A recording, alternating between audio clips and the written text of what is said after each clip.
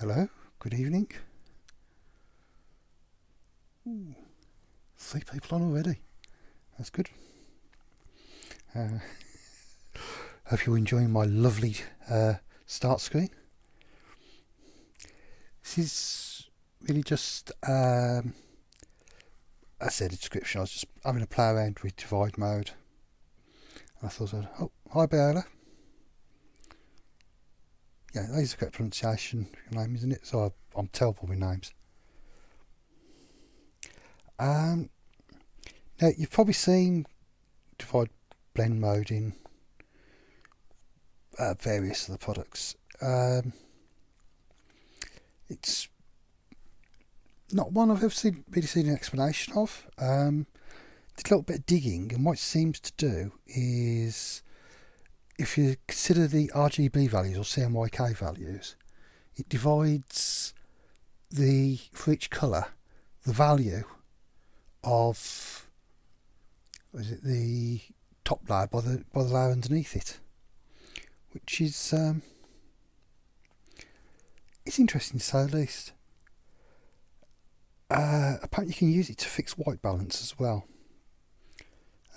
which is possibly handy if you've got an image where the white balance in different parts of the image is different.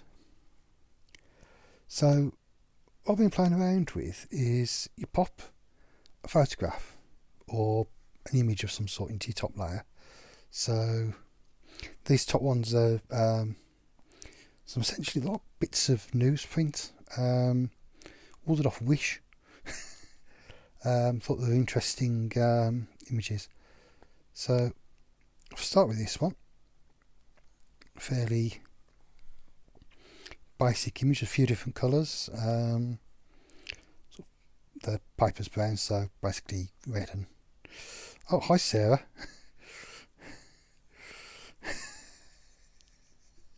This won't be anywhere as near as good as one of your streams. It'll also be a lot quicker.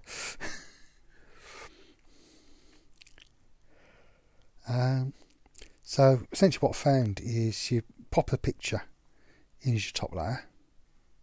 I'm doing this in Fresco, but it also works in Photoshop and Illustrator. I tried it in that as well. But anything that supports divide blend mode. So you select divide blend mode and your image disappears.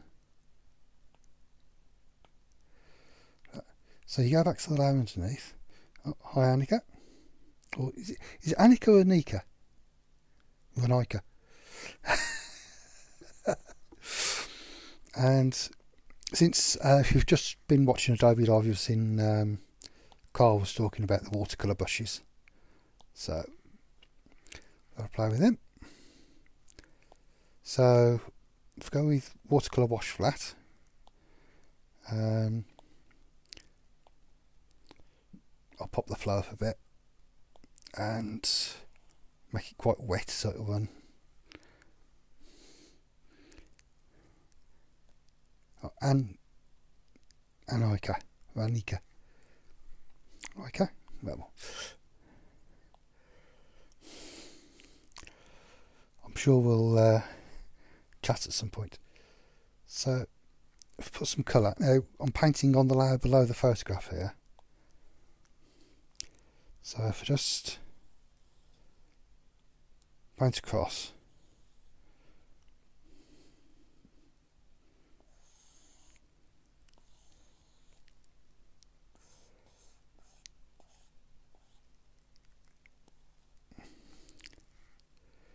it kind of does a negative of the image over the top. And I said in the description, this is something that is interesting, but I can't think of a proper use for it. But I'm sure at some point either I'll think of something or someone else will think of something. It's just the way the colours vary that I find it interesting. Sorry, I just hit my microphone with my Apple Pencil. Oh, didn't want to move that.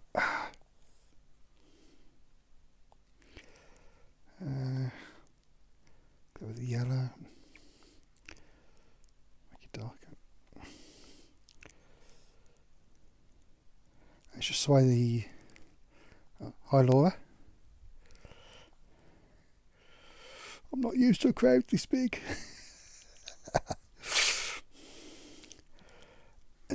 So, obviously, for heights that low, it's just a mess underneath. But I can also pop another image on top, so I have to be careful about how far I scroll down. Hi Stuart. Now this is something I might find interesting. These faces I have here. Oops. Before anyone from Adobe gets kind of, oh, you need model releases. These are actually from a website called This Person Does Not Exist. I really should put that link in the description. Basically, what the site has done is it's taken lots of pictures from a huge number of people and put it through a machine learning deep learning system, which kind of now it knows what a person looks like, and then every time you hit refresh, it produces a picture which isn't actually someone who actually exists. It's kind of what the AI thinks a person might look like.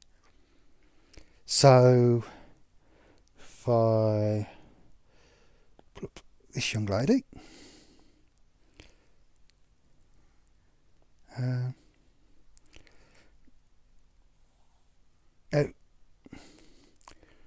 she does not exist. She's just some AI's idea of what someone might look like. So if I change the picture to divide mode, it's kind of a...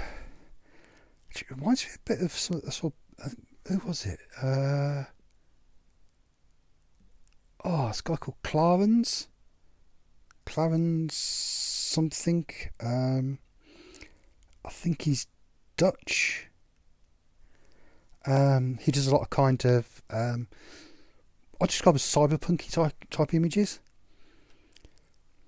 but in vector, and he has very much the same sort of effects, although he tends to more go for sort of chromey type things.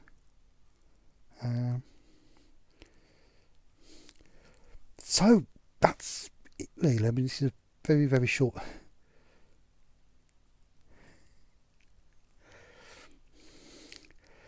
Yeah, I'm puzzled as well. My understanding, if I just hide the layers below, is it works something like if you're...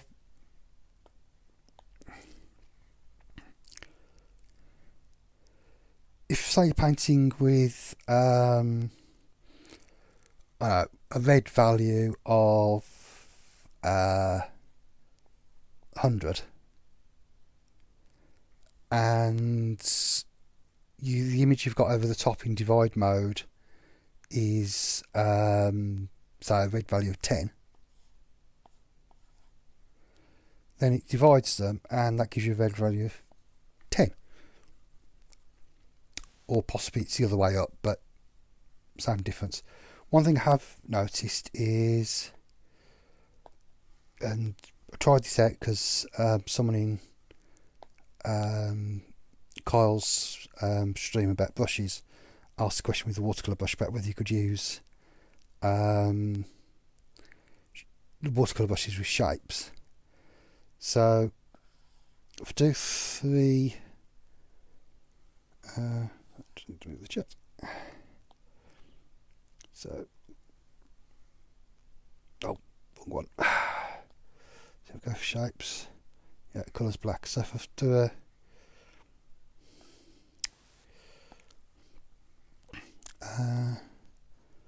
black square, a 50% grey square, and a completely white square, Obviously you can't see the white square because it's on a white background. Go to my brush tool, so I set that layer to divide mode. All the squares disappear, and then if I paint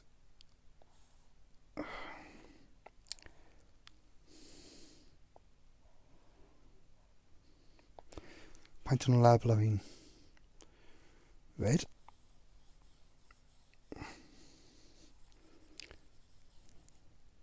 the white square might as well not be there. The black square completely blocks out anything, although you might notice there's some speckling there, so it can be kind of overwhelmed by if you put too much colour underneath. The 50% grey basically lightens the colour.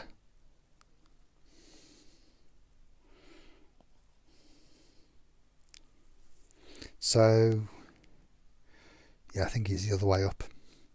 So that's essentially you're dividing 0 by I'm on HSL there. Switch to RGB.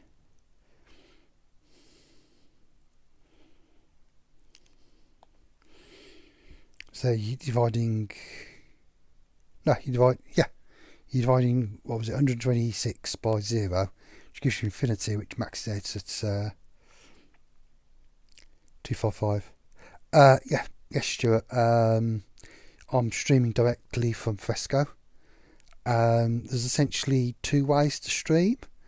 If you've got an iPad, any of the iPad apps, so Fresco, Photoshop or Illustrator, or iPad app, any of the modern iPad apps, because obviously you've got like Illustrator, Draw and so on that have been replaced by Fresco.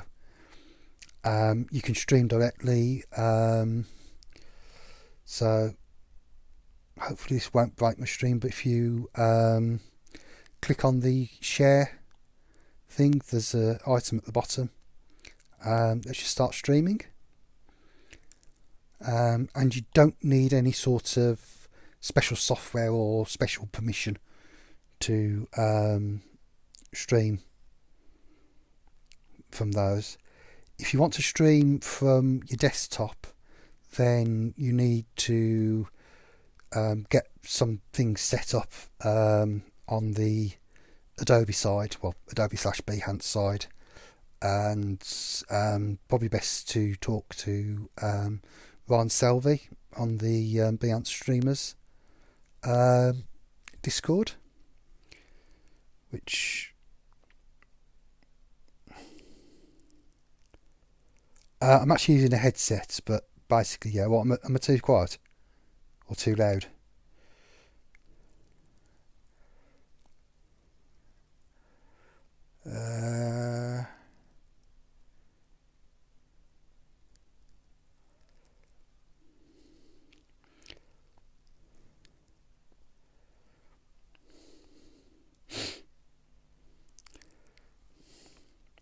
Yeah. Ah, cool.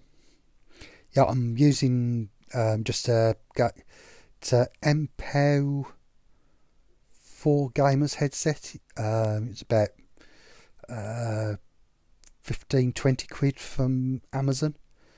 You just plug straight into the iPad. Obviously, if you've got an older iPad with the 3.5mm jack, if you've got one of the new ones that doesn't have the jack, then you need either the proper Apple headset or presumably any Bluetooth headsets. I'm not really an Apple expert. I literally only bought an iPad to use Fresco. I use it for other things as well, but that's the reason why I bought it. Other than that, I'm pretty much PC all the way. Although I do have one of the new M1 based MacBooks, but that's only because there's a particular piece of software that I have to use which only runs on Mac. Where was I? Oh yeah. So yeah, so I've got my three squares here.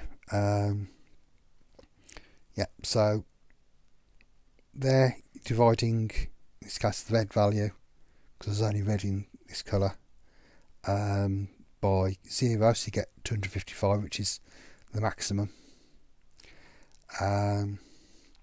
There, you're dividing it by, it's, what would it be? What would be, if it's 50% grey, it'd be 1, 2. 128, 127, 128, and there you divide by 255, so you get 0. And that's it, really. So it's a short stream. Just interesting to see how the colours mix, and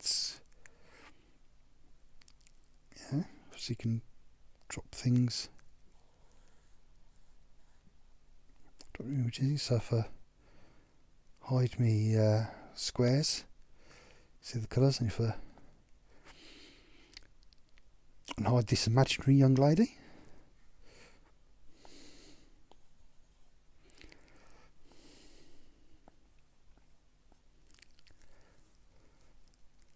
I'm sure someone can think of a use for this, but I just thought it was interesting, fun, possibly.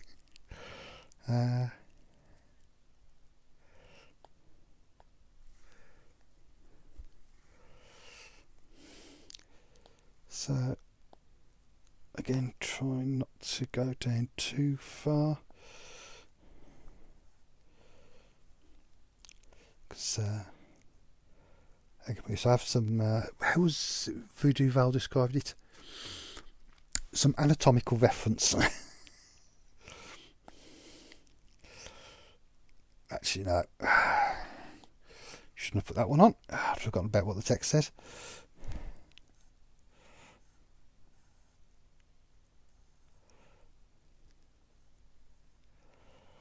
Edit that out later. No, too far.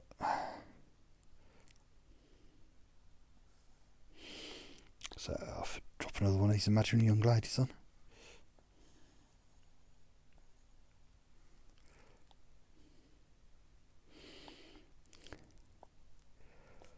And pop her into divide mode. Yeah. If your image doesn't completely match up to size of canvas, obviously you get this hard line, but I'm sure there are ways to do that. Maybe the smudge tool. I'm on the wrong layer. Yes. I'm sure the problem with digital art is if you've got the right colour, you're on the wrong layer.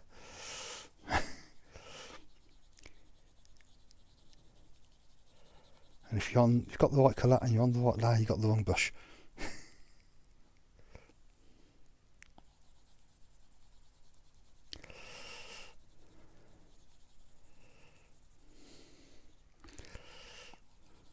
Or what else? Let's erase that.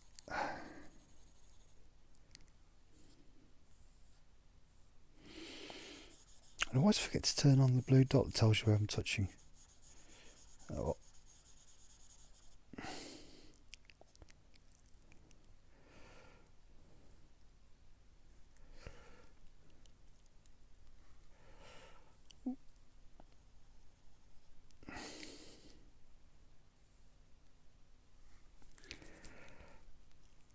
And I haven't bored you too much.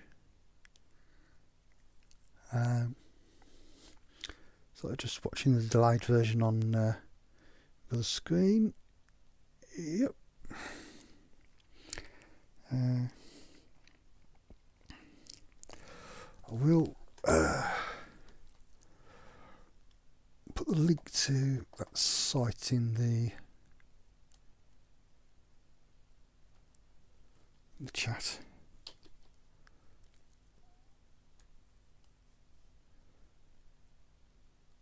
Window, there we are.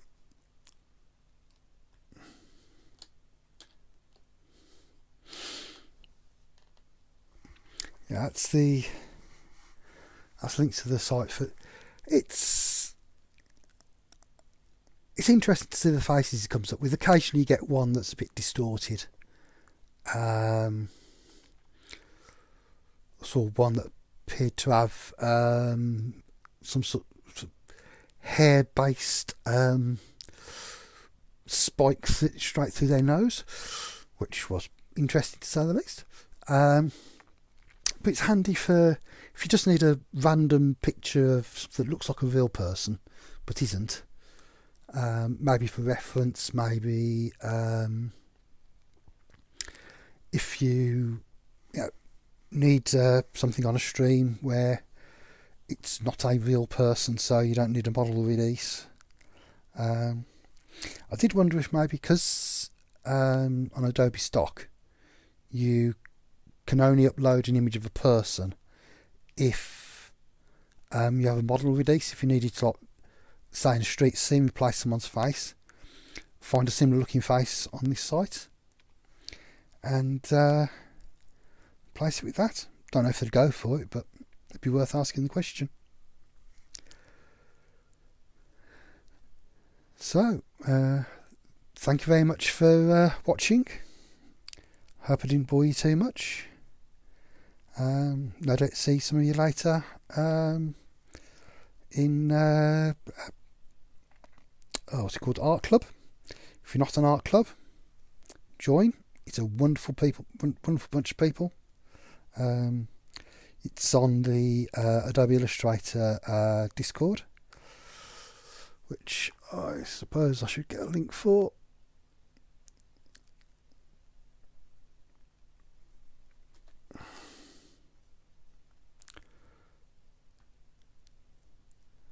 And pop into the chat.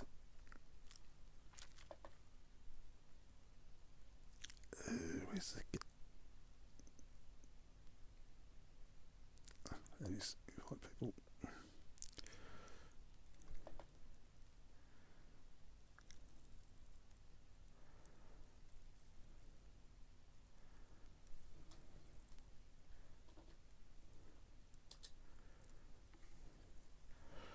Yeah, so come join us on Art Club and have fun if I don't see you again. Well, soon. Have a great weekend. Have a great week, year, month, life, whatever. Bye.